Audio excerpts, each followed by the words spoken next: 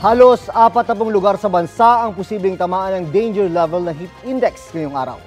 Ayon sa Pag-asa, posibleng sumampa sa 49 degrees Celsius ang heat index o damang init sa Dagupan, Pangasinan. 47 degrees Celsius sa Apari, Cagayan.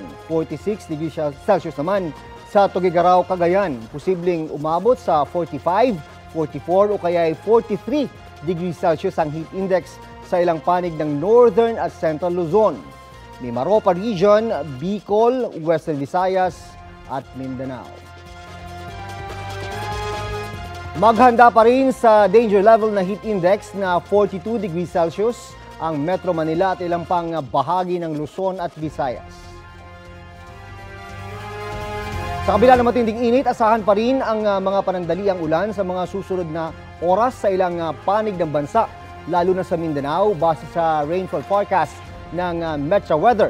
Posible ang heavy to intense rains na maaaring magdulot ng baha o landslide. Ayon sa Pag-asa, easterly o intertropical convergence zone ang nakakaapektong weather system.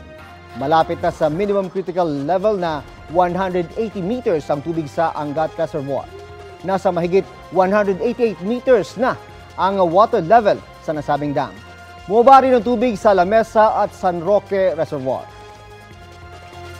Kapuso, alamin ang maiinit na balita. Bisitahin at mag-subscribe sa GMA Integrated News sa YouTube. Sa mga kapuso abroad, samahan nyo kami sa GMA Pinoy TV at sa www.gmanews.tv.